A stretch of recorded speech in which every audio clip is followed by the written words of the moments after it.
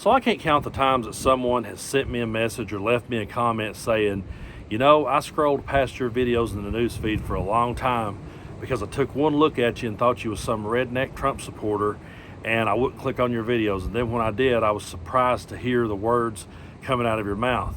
I've also had people say to me, I would have never thought you had those beliefs, because for over 20 years I played music in my part of the world in different bands around the region, and they would come out to the bar and see me playing Lynyrd Skynyrd covers and Allman Brothers and Merle Haggard and Waylon Jennings and Johnny Cash. And so I guess they just automatically assumed that if that's the kind of music I was playing and I was dressed like this, then I must think exactly like they do politically. And to them, I always said, you really didn't dig into these people's catalog very deep. Or if some of the songs that these people put out back then had it came out today, you would have went absolutely crazy and called them woke and been ready to cancel them. It is true that I cut my teeth on Lynyrd Skynyrd records, and I learned how to play guitar listening to Lynyrd Skynyrd records. Gary Rossington will always be my all-time favorite player ever. I've got Ronnie Van Zant tattooed right there. And a lot of people, again, would see me out playing in a bar, see that tattoo, love the tattoo, man.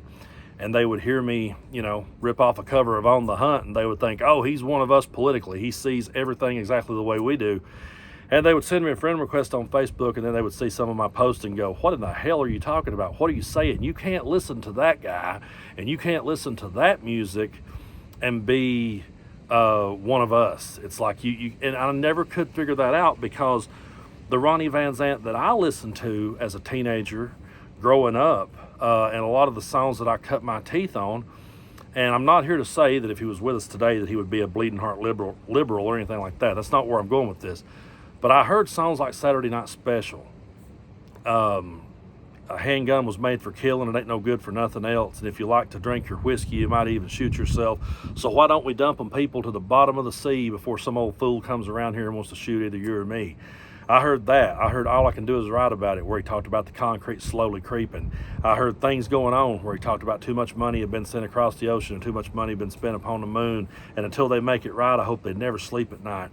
And I just heard all these songs about him calling out the pencil pushers and calling out the highfalutin people that looked down on him. And so I related to that wholeheartedly. I related to every bit of that, loved the music, spent hours of my teenage life sitting on the side of my bed playing till my fingers bled trying to figure out Freebird.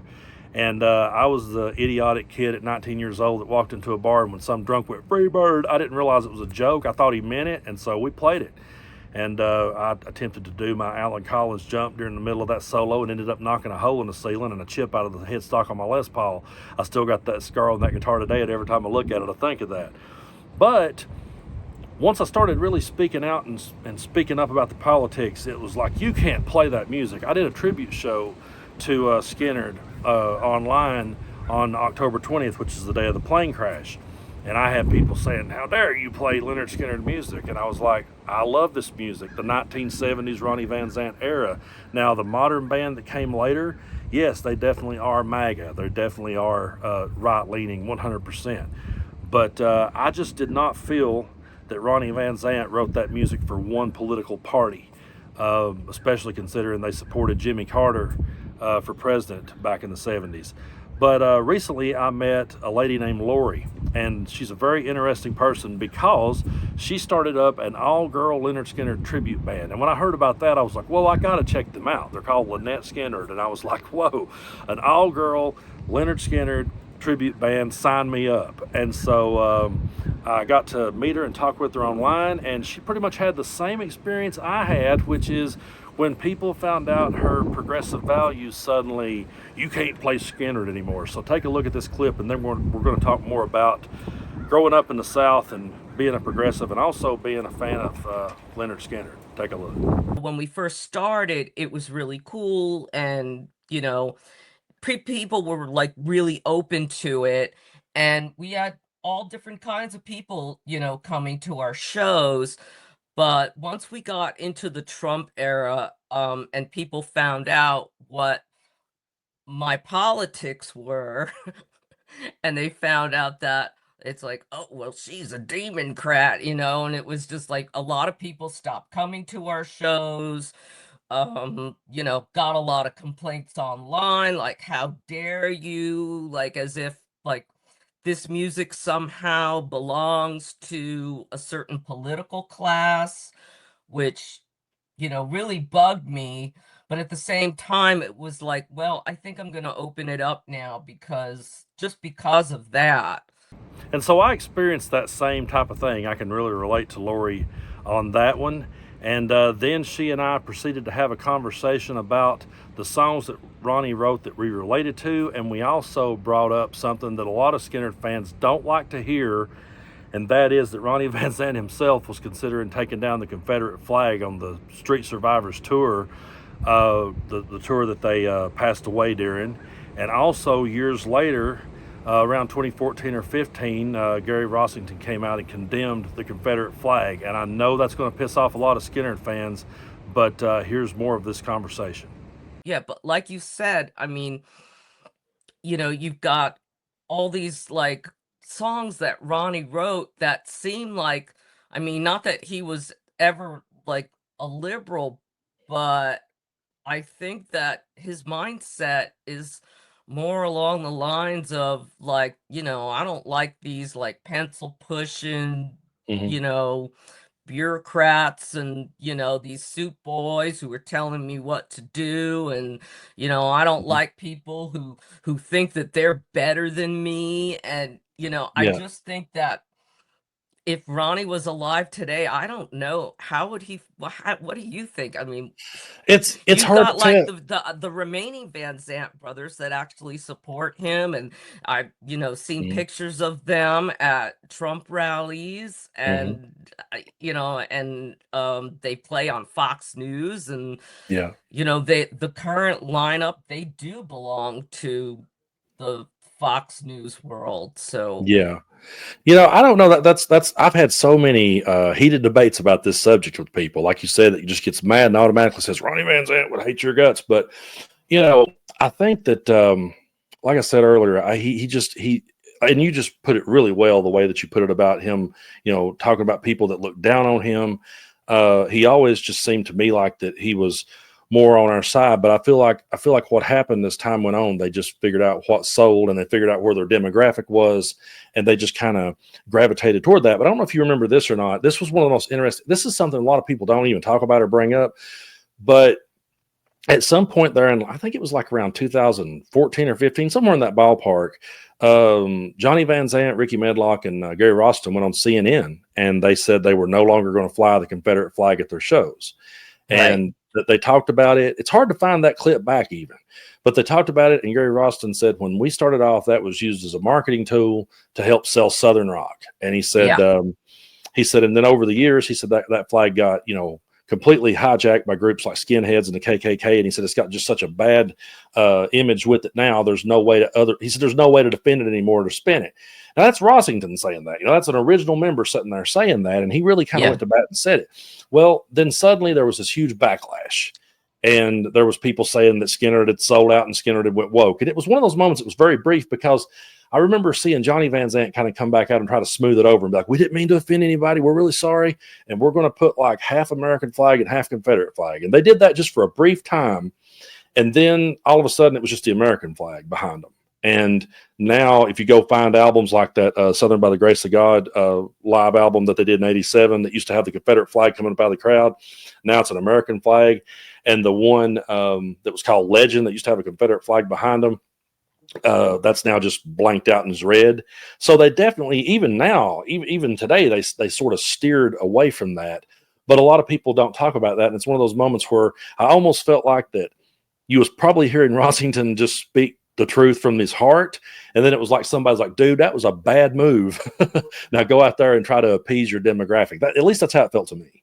Yeah, I think you're right. And yeah, I remember that interview, and I remember like the one thing that like he said, and he's like, well, it's like, yeah, it was a marketing tool, but now, like, things have changed, and we're realizing like the people that show up, it's like that's not who we want to appeal to. And the one thing I remember him saying, it hurts people. Yeah. And and we don't want to hurt people. We want everybody to love our music. And I was just so happy to hear him say that Me too. because, I mean, I felt like, he was speaking for us, because Mhm. it does hurt people. So I can't count the heated debates that I've had over that very subject, and I know that there'll be a lot of people see this video and get really pissed off at mine and Lori's conversation about this. But Ronnie Van Zant had talked about taking down the flag on the Street Survivors tour, and then later Rossington himself did condemn it. But they quickly backpedaled when they realized that it affected their audience, that it affected their demographic, and so they cater to that. And the modern era Lynyrd Skynyrd, which now that Rossington's passed, there's not really any original members unless you count Ricky Medlock, who did play drums on the first album, but plays guitar with them now. But if the modern era band definitely capitalized on that demographic and played right to it. And the Van Zant brothers, the remaining Van Zant brothers, wrote a song called Sweet Home Florida in support of Ron DeSantis, and they've been pretty outspoken. I'm not here to say that I know exactly how Ronnie Van Zant would think or feel today. He may be completely right there with them, and if he was, this tattoo wouldn't be on my arm. It's just that simple. But the music that I grew up on inspired me like I can't begin to explain, and I just really don't think that that man wrote that music for one certain group of people, and I don't think that he would approve of people trying to make other people feel bad, that has a different set of viewpoints. That's never made sense to me. The music is timeless. It will always live on. People will always be listening to it. Young boys that pick up the guitar, they're going to gravitate toward that at some point to try to figure out how to play. And I couldn't think of a better band to learn from. You got on those 70s albums, you got four of the best guitar players ever walked God's green earth. You had Rossington, you had Ed King, who started off in the Strawberry Alarm Clock, but was just one of the most hellacious players of all time. Alan Collins is like straight up rock and roll energy like no one else. And Steve Gaines is that country chicken picker and blues player, just the total package all rolled into one. So I told my son, who's 18 years old now, started learning guitar a couple of years ago, I said, go into a room and just lock yourself in there with Lynyrd Skynyrd albums and don't come out till you figure out how to do it, because that's the Bible of rock guitar in my mind. I will always love and cherish and just respect the era that Ronnie Van Zant was in. And to anybody that says, well, I don't agree with this song or I don't agree with that song, you got to understand he was a 29-year-old kid when he died. And I've outlived a whole lot of my heroes, and it's kind of weird now thinking about the fact that I've lived 16 years longer than one of my biggest heroes ever did. And again, we don't necessarily know where he would stand today, but I just know that music belongs to people and how they interpret it and what it means to them. And nobody has the right to say to anyone else, you can't listen to this because of your political leanings or because you happen to hate the politician that we worship. I grew up here in the South. I was born and bred right here in the South.